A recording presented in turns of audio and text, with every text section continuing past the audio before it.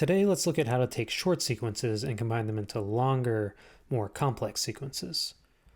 I'll be using two mutable instrument stages for this patch, using the stock firmware. Stages will be my sequencer and clock, including clock divider and multiplier. However, you could use any number of modules for this. I'm also using an Expert Sleeper's Distinct Mark IV as a quantizer, which is sending pitch and gate information into a mutable Platts. The output goes through a mimeophone to make things pretty later on. I've got two sequences set up here. The first sequence has 3 steps, the second sequence has 7 steps. The overall step length isn't crucial. I like odd numbers occasionally, but it's fun to mix up low numbers and prime numbers and long sequences as well. Our leftmost segment is an LFO working as a clock for the first sequence and the overall tempo. Next to that is a segment for clock, division, and multiplication, which runs into our second sequence.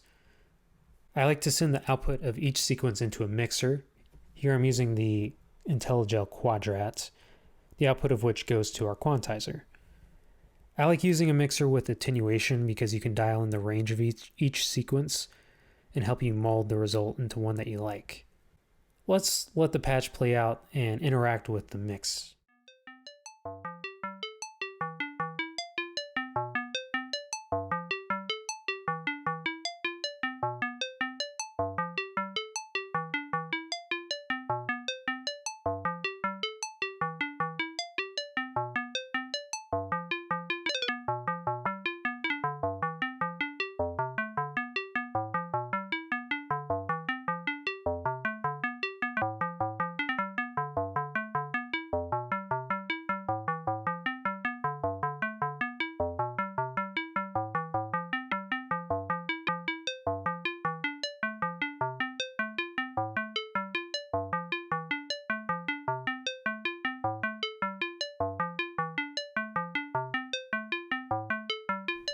Changing the division or multiplication of one of the sequences can totally change the feel of the overall sequence. Here, let's lower the division of the second sequence.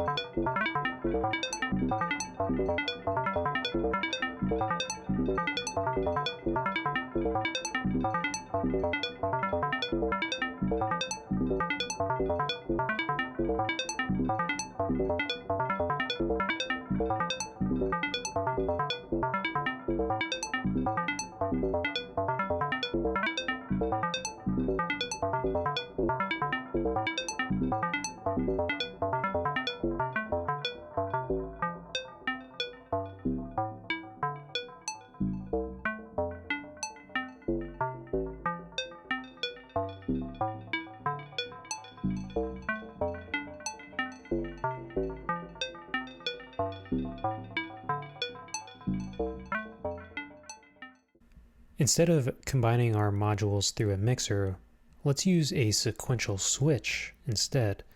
We can do this all with the stages already, we just have to change the lengths of our sequences. I've got a 4-step and a 3-step sequence using the same clock, and then I've got a twice divided down signal going into a 2-stage sequence. Both outputs from each of sequence 1 and 2 are going into the CV input of the sequential switch.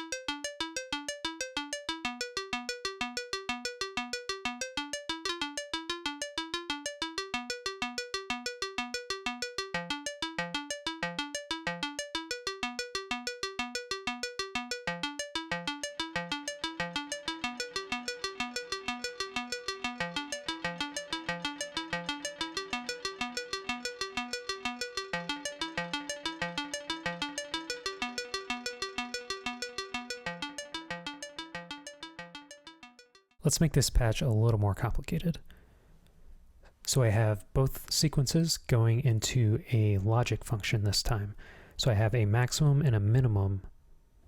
So instead of doing simple addition, this is just going to take our highest value and our lowest value for each sequence. I have the maximum sequence going into this slider. The minimum sequence is going into this slider. I also have a little bit of swing going from this attenuator right here. Basically, I've got a copy coming out of our sequence, this sequence here, our first one, going into the attenuator and going into the CV input of our clock.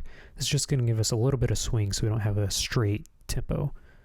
I also have each sequence running with different clock divisions.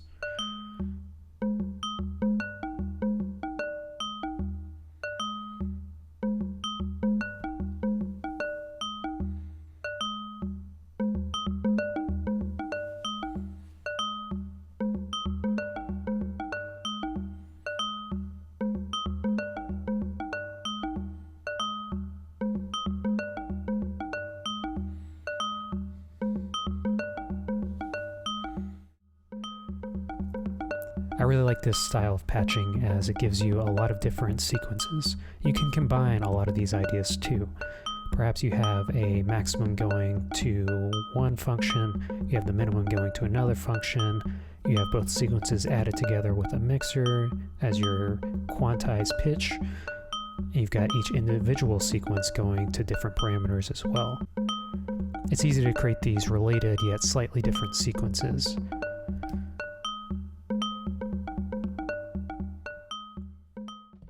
Alright, that's as deep as I'm going to go into sequencing today. Hopefully you can take some of these ideas and techniques and apply them to your own patching. While I love battleship sequencers as much as the next person, sometimes it can be more fun and interesting to use basic building blocks to build more elaborate and complex sequences. You could even combine these techniques with your battleship sequencers. Obviously, there are an infinite number of ways to expand on these patches, and perhaps in a future video I will explore some of them. For example, I didn't even touch on sample and hold, slewing, rectifying, wave shaping, or inversion. If you want to see more of these patch explorations in the future, feel free to subscribe to my channel and drop any questions or ideas in the comments down below. Until next time.